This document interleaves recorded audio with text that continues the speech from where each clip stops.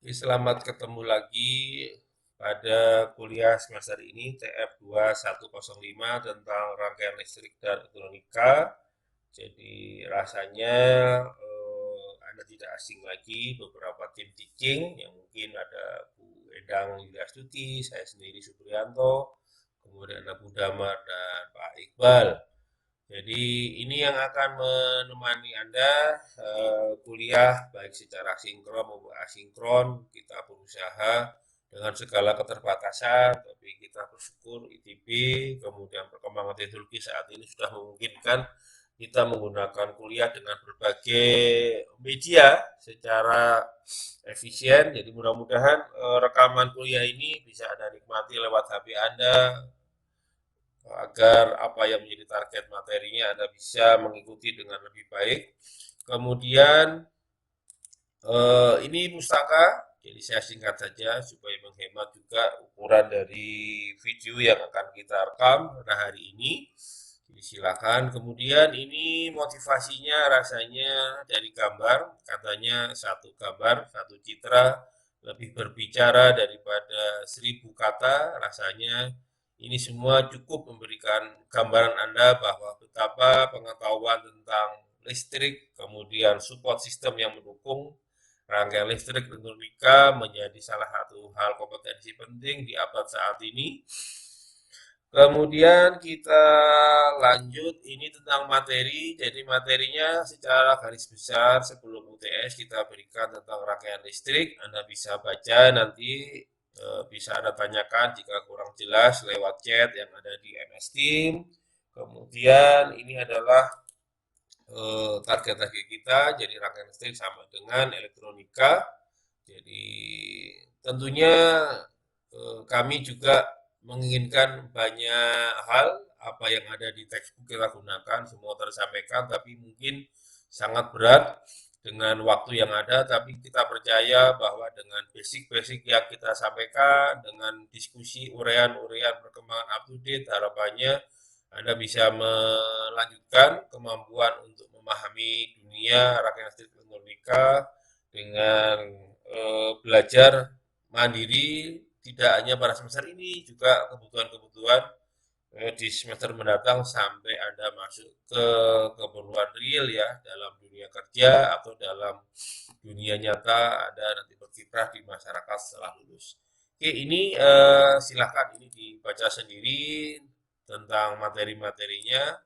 Kemudian kita masuk pembuka tentang yang kita bahas di sini adalah dalam kuliah yang terkait elektrik sirkuit, terkait listrik adalah sesuatu yang coba kita buat sesuatu dari kondisi real. Anda bisa lihat ini ada baterai, ada lampu menjadi skematik.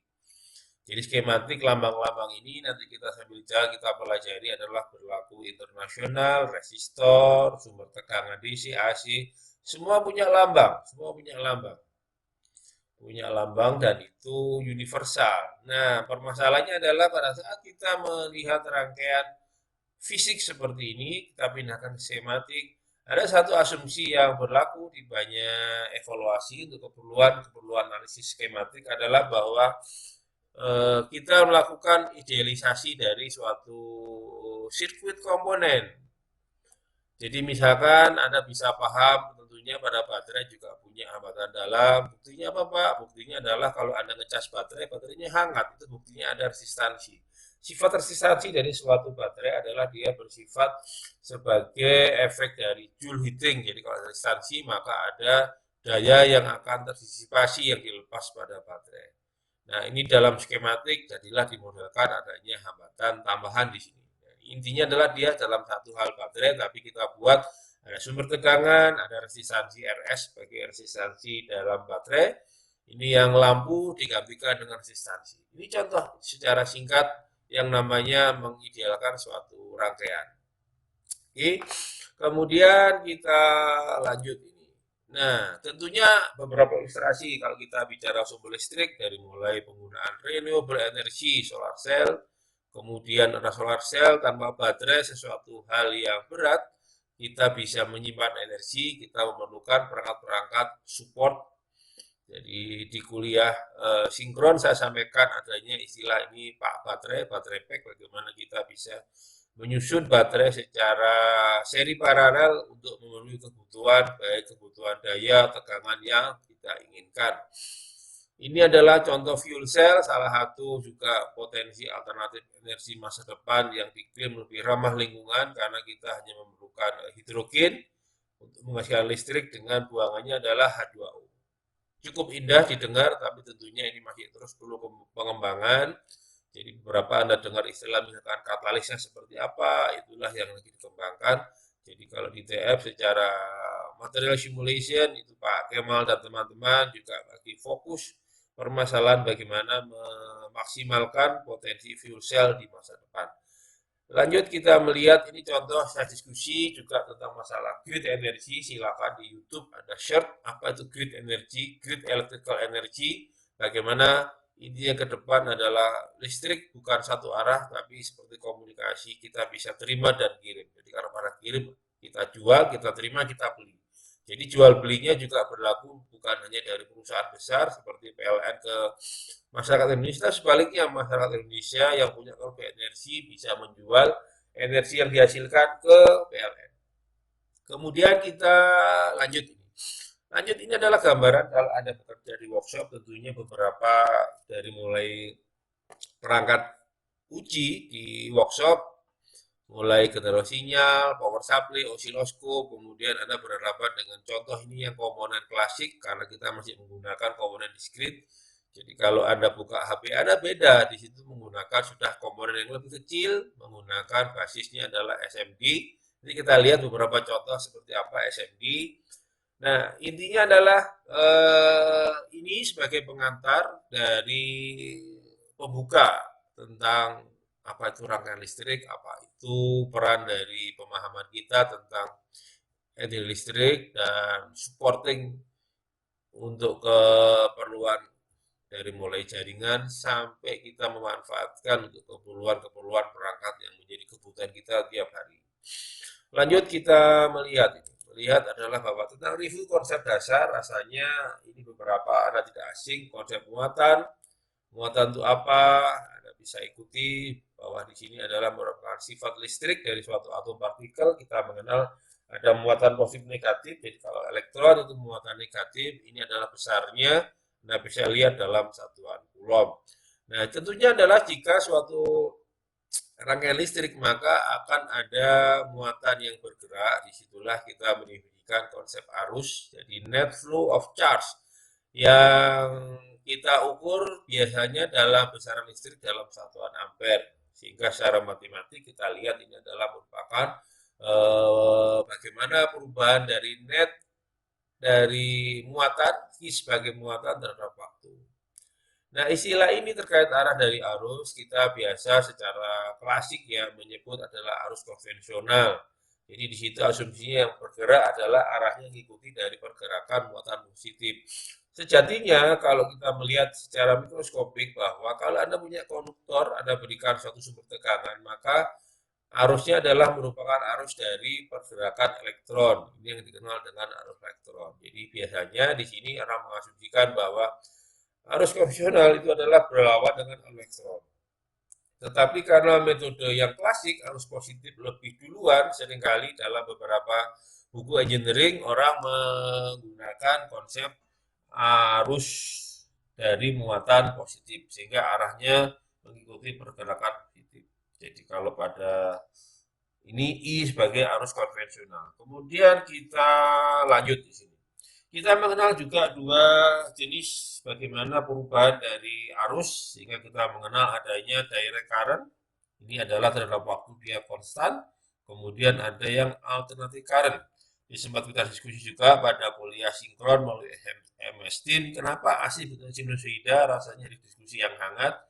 Silakan dicek lagi di chat yang sudah disampaikan pertanyaan dari teman-teman yang peserta kuliah. Jadi saya senang sekali di kuliah pertama Anda juga berinteraksi dengan banyak hal.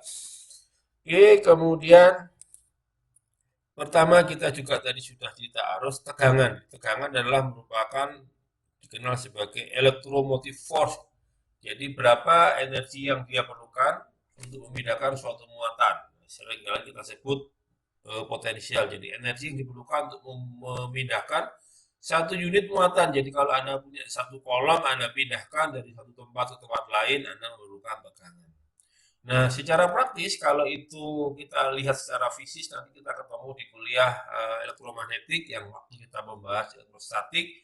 Tapi dalam dunia rangkaian listrik kita cukup melihat pemahaman bahwa voltase tegangan listrik adalah merupakan beda potensial. Jadi perbedaan potensial antara positif negatif. Jadi contoh di sini kalau ini adalah positif A terhadap B dikatakan potensial A lebih tinggi dari B sehingga dinotasi adalah VAB di situ.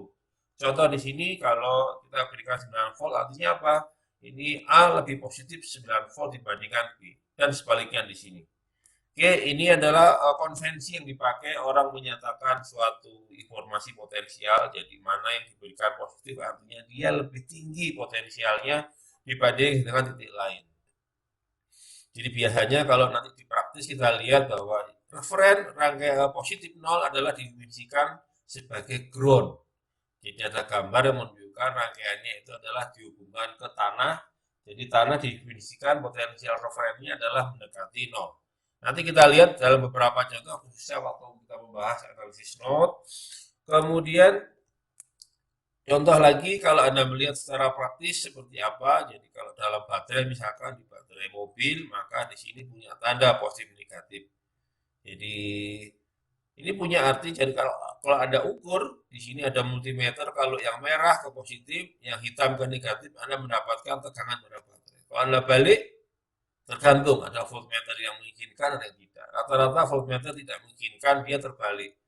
Jadi dia ada pengaman, nanti kita mengenal rangkaian dioda sebagai penahan arus yang kebalikannya yang membuat multimeter digital lebih aman jika dipakai untuk pengukuran tegangan. Dan kalau karena kesalahan penggunaan terbalik, dia risiko untuk rusak menjadi lebih diminimumkan di situ. Jadi ini gambarannya realnya tentang positif negatif. Biasanya diberi tanda pada baterai-baterai apalagi yang ukuran besar di situ. Jadi baterai mobil itu ada satuannya 12 volt, 50 ampere hour, Anda bisa hitung. Jadi dia dalam 1 jam itu dia menghasilkan 50 ampere, cukup besar di situ. Kemudian kita lanjut di sini tentang pengertian daya. Jadi power itu adalah sebagai rate dari perubahan energi per unit. Jadi power Anda mengenal watt. Watt adalah satuan energi per waktu, itu adalah joule per detik. Jadi kita mengenal beberapa satuan dari watt, joule per detik, kemudian istilah beberapa motor menggunakan horsepower. Dulu orang punya konversi berapa satu tenaga kuda, itu konversinya Anda bisa lihat di banyak informasi di Google atau lain. Kemudian dulu karena kita pengaruh dari Eropa, bahasa Jerman, Belanda menggunakan istilah horsepower itu dalam PK. Jadi Paardenkracht itu adalah sama, maksudnya adalah tenaga kuda. Jadi ini gambaran secara matematis bagaimana kita melihat P sebagai daya. Jadi daya realnya adalah perubahan dari energi terhadap waktu. Dalam listrik ini adalah energi terhadap muatan tegangan, kemudian muatan terhadap waktu adalah arus, kita mendapatkan bahwa power adalah V kali I. Oke, ini jadi gambarannya kalau orang menguji power, misalkan kita ingin menguji berapa besar sih daya suatu motor. Jadi kalau Anda bayangkan motor untuk keperluan bor ya, apalagi bor yang besar, bor bumi misalkan dalam eksplorasi minyak, maka Anda ingin tahu berapa besarnya kemampuan power. Nah, kita menggunakan pengujian misalkan seperti ini. Jadi ada dinamometer untuk menguji seberapa kuat dia bisa memutar suatu sumber pembanding gaya di sini. Oke, ini gambarannya kalau Anda ingin melihat beberapa contoh pengujian yang terkait power pada kondisi real. Kemudian kita lihat juga bahwa kalau kita bicara power, kita akan melihat adanya pada suatu rangkaian listrik dia sebagai sumber supply power maupun absorb. Jadi kalau supply dia yang mendeliver power, kalau absorb dia yang menyerap. Sangat mudah dipahami. Jadi kalau di sini namanya daya adalah merupakan perkalian antara beda potensial terhadap arus. Jadi konvensinya di sini adalah jika P lebih besar dari 0, itu adalah diasumsikan dia sebagai pengkonsumsi daya di situ, consuming power pada elemen tersebut. Jadi resistor, kapasitor, induktor, nanti kita belajar itu adalah elemen yang memerlukan power, consuming power. Kemudian jadi kalau aktif komponen itu adalah komponen yang bisa mendeliver power. Kita mengenal sumber arus, sumber tegangan, itu adalah aktif power. Tadi solar cell itu aktif power.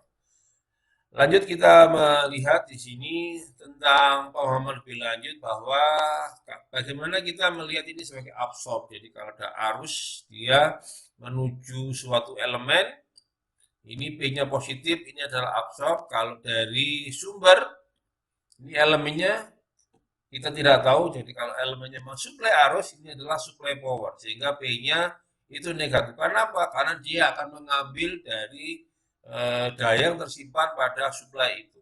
Jadi kalau Anda bayangkan kalau baterai Anda pakai lama-lama dia akan habis di situ. Jadi baterainya memberikan daya. Jadi dikatakan notasi konvensinya adalah kalau negatif dia sebagai supply karena dia memberi daya, yang menyerap adalah dia positif. Ini konvensi. Jadi memang kalau konvensi kesepakatan saja di situ. Kalau dibalik-balik nanti kita pusing sendiri. Jadi ini gambar-gambarannya tentang bagaimana ini absorb power. Jadi kalau dia mensuplai ke elemen, jadi ke arah suplai negatif, ini adalah absorb power. Ingat tadi konvensinya adalah arus adalah muatan positif yang diasumsikan bergerak di situ. Ini konsekuensinya sampai ke konsep tentang memahami notasi apakah dia dayanya absorb atau dia sebagai supply di situ. Oke, ini bisa dilihat ini kalau supply dia artinya perhatikan nih garisnya dari negatif menuju positif, artinya dia mensupply. Ini sama di sini. Jadi perhatikan bagaimana panah arusnya ini menuju kemana? Menuju ke potensial yang negatif atau positif. Jadi kalau yang dia supply dia adalah menuju, jadi meninggalkan yang positif dia adalah absorb. Kalau menuju maka dia supply. Perhatikan ini, perhatikan ini. Oke, saya kira ini poin penting pada slide ini. Kita lanjut ini. Bagaimana kita menghitung kalkulasi energi di sini? Kalkulasi energi kita rasanya sudah sepakat kalau dia dalam arus DC adalah energi bahwa ini adalah daya. Jadi ini daya, jadi dikasih T seringkali disebut daya sesaat, jadi instantaneous power. Jadi daya sesaat adalah ini menunjukkan kalau misalkan nanti kita berhadapan dengan sumber-sumber tegangan arus yang dia bukan DC tapi AC, yang dia berubah nilainya tergantung waktu. Sehingga kalau kita nyatakan bahwa yang namanya energi adalah merupakan daya terhadap waktu, kita mengenal ini adalah kalau ini daya, kalau kita sedikit melakukan pemahaman kita tentang konsep bahwa daya adalah energi adalah merupakan integral dari daya terhadap waktu.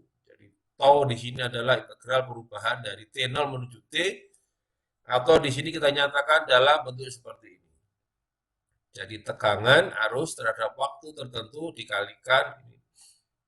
Jadi ini secara konsep bahwa namanya energi adalah perkalian dari daya terhadap waktu. Sehingga kalau Anda membayar listrik tagihan dalam satuan kWh, kWh adalah satuan energi di situ. kWh energi, jadi kilowatt adalah daya, hour adalah waktu, itulah konversi energi. Sehingga negara punya standar tarif berapa 1 kWh plus beban tergantung dari daya terpasang pada rumah yang dinyatakan dalam volt ampere. Nah, nanti kita dalam bahasan di AC, kenapa ada istilah volt ampere, kenapa ada watt, kita keep dulu, Anda ingat-ingat dulu bahwa ada pengertian-pengertian penting tentang yang namanya daya dalam volt ampere, daya dalam watt. Itu apa? Anda keep dulu. Kalau Anda penasaran, silahkan lihat di Google, Anda search supaya tahu perbedaan tentang beberapa konsep daya yang dikenal dalam dunia evaluasi pada electric circuit. Lanjut kita melihat ini. Melihat bahwa kalau kita punya suatu rangkaian bagaimana elemen, kalau ini resistor P2 pasti dia mengabsorb energi dan selanjutnya. Jadi rasanya ini nggak usah panjang lebar, Anda cukup jelas bisa mengikuti tadi konsep bagaimana arah arusnya menuju kemana. Kalau dia menuju ke positif, dia adalah mengabsorb. Kalau dia keluar dari positif, jadi dia kalau menuju ke keluar di sini, ini adalah dia yang mensupply di situ. Jadi ingat nggak usah pusing karena di sini adalah asumsinya sudah sepakat orang menggunakan pergerakan arus konvensional adalah pergerakan muatan positif. Lanjut kita melihat, jadi secara ideal dalam skematik kita kenalkan ada yang namanya independent source, yaitu sumber yang tidak terpengaruh kondisi berapa besarnya resistor, yang penting dia sampelnya konstan. Dikatakan dia sebagai independent source di sini. Ini lambangnya. Kadang orang menggunakan seperti ini, kadang seperti ini. Jadi artinya bahwa di sini ada beda potensial. Ini yang dikatakan sebagai independent source. Jadi independent itu apa? Kalau Anda punya baterai, Anda hubungkan dengan resistor berapapun besarnya, dia nggak berubah tegangannya. Itu adalah kondisi ideal. Realitanya dapat berubah di situ. Cuman kita di sini melihat seperti di awal kuliah tadi bahwa kita membahas dalam rangkaian yang sifatnya adalah ideal elemen di sini, baik source maupun komponennya. Oke ya, lanjut. Ada ideal force, juga ada lambang ini yang ideal current, ini lambang sumber arus yang independen. Sumber arus independen. Jadi di sini kalau dia arahnya misalkan seperti ini dikatakan arus positif dan sebaliknya di sini. Jadi artinya apa? Sumber arus ini tidak berubah besarnya walaupun kita variasikan beban pada rangkaian. Ini adalah memahami konsep ideal dari suatu sumber arus. Kemudian karena ada independen, ada yang bebas. Jadi kalau sekarang mungkin merdeka, Anda masuk zaman katanya sekarang kurikulum kuliah kampus merdeka, nanti seperti apa, ini sebagai selingan, nanti kita kalau ada waktu kita juga diskusikan, karena masuk ke sistem yang nanti akan Anda tempuh di perkuliahan selama di ITB. Oke, jadi di sini beberapa terminologi tentang masalah common voltage dan current source labeling. Jadi bagaimana kita memahami ini. Jadi kalau ini adalah sumber tegangan, ingat ini adalah arus konvensional di sini. Arus konvensional. Jadi kalau ini adalah ada sumber arus, maka potensialnya adalah yang di rangkaian adalah seperti ini. Diperhatikan polaritas di sini, kalau positif ini sumber arus mengarah ke rangkaian. Kalau ini sumber tegangan ya, ini sumber arus dia mengarah ke positif di sini. Lanjut kita melihat ini tentang beberapa lambang. Ini lambang berlaku internasional di sini, mana yang merupakan sumber independen, mana yang independen. Jadi contoh ini yang B, D ini adalah sumber independen, artinya dia besar tegangan tergantung independen yang lain. Jadi kita mengenal ada istilah independen. Jadi voltage control, voltage source, current control, voltage source, voltage control, current source, current control, current source. Ini Anda bisa juga melihat apa maksudnya, saya sengaja tidak detail menjelaskan. Kemudian jika kita mengenal beberapa passive elemen, jadi elemen yang sifatnya dia mengabsorb energi, RLC di sini. Oke, jadi ini saya cepat menyampaikan ini. Kemudian kita lanjut di sini. Jadi kalau Anda lihat, ini contoh. Jadi ini dikatakan sebagai apa? Sebagai dia jadi sebagai apa di sini? Jadi dia ada sumber tegangan di sini. Jadi voltage control current source. Jadi tegangan di sini tergantung I. Ini adalah tergolong VCCS. Voltage yang dikontrol sumber arus. Nah, kalau ini yang independen, ini yang dependen. Singkat, jelas, cepat dipahami, kita mencoba belajar yang efisien. Jadi di sini adalah voltage control, tegangan yang dikontrol oleh current source. Jadi voltage control current source, VCCS. Lanjut beberapa contoh yang lain. Ini contoh apa di sini? Kalau ini adalah sebagai current control current source. Jadi dia arus yang dikontrol arus. Jadi besarnya arus yang independen tergantung dari nol di sini. Oke, lanjut kita melihat sedikit. Jadi sebelum kita akhiri di bagian ini tentang konsep resistansi. Rasanya ini jenis komponen yang Anda sudah banyak mendapat perkuliahan maupun pelajaran waktu di SMA tentang resistansi, dan lambangnya pun tidak berubah. Jadi walaupun sudah masuk ke prodi, ke FTI, dari mulai SMA, TBB sampai sekarang, ya ini lambang resistansi. Ini sebagai hambatan di sini.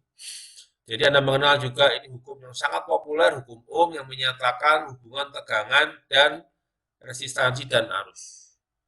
Resistansi sendiri kalau secara detail adalah merupakan suatu material yang dia punya sifat resistansi persatuan panjang, kemudian faktor dari panjang, ukuran material, dan luas penambang akan menentukan sifat resistansi suatu bahan.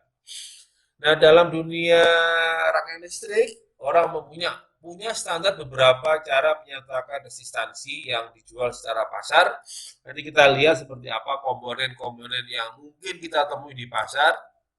Ini contoh, ini ada komponen yang dikenal sebagai resistansi untuk daya besar karena dia menggunakan, saya lupa dia jenisnya adalah jenis keramik di sini. Jadi Anda lihat ini untuk daya-daya besar, jadi mampu dilewati arus yang besar. Kemudian juga yang menggunakan misalkan karbon film. Jadi macam-macam yang kadang diberi warna tertentu, ini warna-warna menunjukkan tentang berapa besarnya resistansi di sini. Jadi faktor-faktor yang lain misalkan toleransi dari resistansinya misalkan 1 kilo plus minus berapa itu adalah dinyatakan dalam beberapa lambang toleransi yang biasanya dinyatakan ini. Jadi mas itu apa itu Anda bisa lihat ya, sekarang nggak menarik lagi karena Anda mudah mendapatkan informasi di internet tentang itu. Kemudian kita lihat bagaimana dimensi resistansi dari yang ukuran kecil sampai yang besar tergantung kebutuhan di situ. Ini contoh yang besar, dia mampu untuk arus yang besar. Kemudian untuk keperluan mikroelektronik kita menggunakan jenis resistansi dalam chip resistor, seringkali ini orang sebut adalah SMD, Surface Mount Device, dari komponen yang ukurannya jauh lebih kecil. Jadi kalau dilihat ini ukurannya kalau koin, ukurannya kira-kira seberapa koin, ini adalah komponen resistor yang sekarang dipasang pada PCB-PCB beberapa alat elektronik modern yang memerlukan space yang kecil dengan kemampuan yang sangat khusus sesuai dengan desain handphone, notebook, dan lain-lain di situ. Termasuk VGA card itu Anda melihat adalah seperti itu.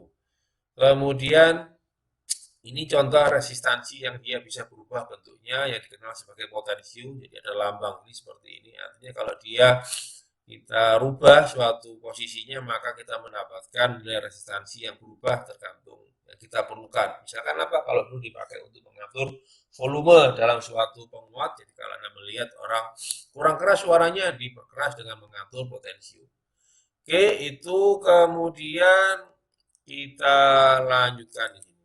Kita lanjutkan tentang memahami sifat hukum Ohm. Jadi yang kita bahas adalah komponen resistor yang linear. Artinya dalam rentang nilainya itu, maka dengan arus yang diberikan, tekanan yang diberikan, maka resistornya tidak berubah sifat. Itu asumsinya. Realitanya Anda punya resistor, misalkan yang jenis seperti ini, jangan coba-coba Anda lewatkan arus 10 ampere, pasti jadinya kosong begitu. Itu nggak linear. Nah, tapi kita bahas yang linear saja dulu biar gampang ya kita kuliah kita. Nah, di sini kita mengenal istilah ini adalah hukum Ohm tadi sudah kita berikan. Kemudian kadang orang menyatakan seper dari R. Seringkali dikatakan dengan konduktansi. Jadi kalau Ohm satunya adalah ini omega, ini kalau dalam konduktansi dibalik bacanya yang MHO ini mu. Mu di sini. Jadi ini seringkali juga dinyatakan penemunya dulu Pak Simon, jadilah satunya Simon. Jadi kita melihat asumsi resistor adalah resistor ideal. Oke, kemudian sebagai hiburan, ini juga kita melihat istilah yang namanya open dan short. Jadi kalau Anda punya suatu rangkaian listrik, kalau di sini di dua potensial Anda hubungkan singkat dengan konduktor, resistansinya 0, maka kita katakan ini adalah short circuit. Kalau dia terbuka adalah open circuit. Kalau terbuka asumsinya adalah resistansinya adalah tak hingga. Jadi jika limit arus untuk R yang besar maka dikatakan dia arusnya mendekati 0. Itu sifat resistansi dari rangkaian ini. Oke, ini yang berhubungan dengan open dan short circuit. Short circuit di sini.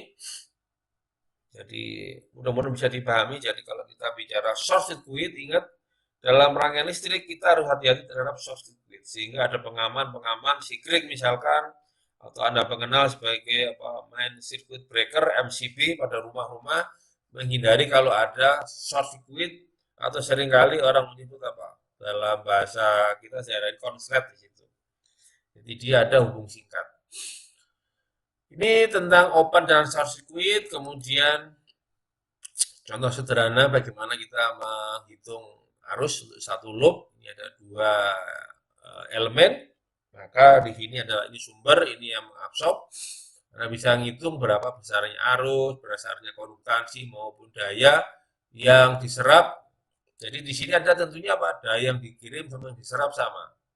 Jadi arusnya 6 miliampere, yang dikirim adalah min 180 miliampere, yang diserap adalah 180 miliampere. Ini contoh gambaran bahwa total daya pada suatu loop tutup dalam rangkaian listrik harus sama dengan nol. Jadi ini yang seringkali ditemui kalau Anda lihat beberapa teorema, Pak teorema Thorsen yang menyatakan itu, tapi kita nggak bahas detail. Jadi cukup kita paham bahwa take and give-nya akan sama. Jadi dalam loop tutup, sumber dan yang diserap harus sama besarnya. Oke. Kemudian terakhir ini sebelum kita tutup rekaman kuliah pada bagian hari ini tentang pengertian yang namanya node, branch, dan loop. Jadi branch ini adalah elemen tunggal seperti sumber tegangan, resistor. Ini adalah branch. Ada sumber tegangan, resistor, jadi dia ada 5 branch, 1, 2, 3, 4, 5. Kalau node adalah pertemuan koneksi di antara 2 atau lebih branch. Ini node. Ini semua adalah tidak ada elemen dalam branch, maka dikatakan J satu node. Jadi node-nya ada 1, 2, dan 3. Satu lagi adalah loop. Loop ini adalah lintasan dari rangkaian. Jadi loopnya 1, 2, 3. Jadi Anda bisa juga dalam skematik ini dianggap kalau satu node kadang dalam skematik kalau kita lebih sederhana, orang boleh-boleh saja menggambar bentuk lain dari skematik, yang penting mudah dipahami. Artinya apa? C-nya yang kelihatan di sini ada 4 titik, ini bisa digabung menjadi 1 titik. Jadi node artinya apa? Semua titik di mana di situ tegangannya sama. Itu adalah pengertian node. Jadi beberapa contoh nanti Anda bisa ikuti kenapa ini seperti ini. Jadi aturannya adalah jumlah branch B sama dengan jumlah loop ditambah jumlah node dikurangi 1. Kita cekcok yang tadi, cekcok ya. Jadi branchnya 5, node-nya 3, loop-nya 3. 3 tambah 3, 6, kurang 1, 5. Sehingga branch B sama dengan node ditambah loop kurang 1. Ini yang menjadi rule bagaimana jumlah branch, jumlah loop, dan node pada suatu rangkaian tertutup. Yang terakhir ini sebagai teka-teki untuk Anda, silakan dipahami sendiri bagaimana tentang pengertian ini. Jadi terima kasih. Jadi hari ini kita sampaikan kuliah yang asinkron dalam rekaman singkat. Mudah-mudahan bisa memberikan pengantar yang mudah dipahami dan Anda bisa mendengarkan sambil baca slide tentang apa yang menjadi materi pembuka pada kuliah minggu ini. Terima kasih. Wassalamualaikum warahmatullahi wabarakatuh.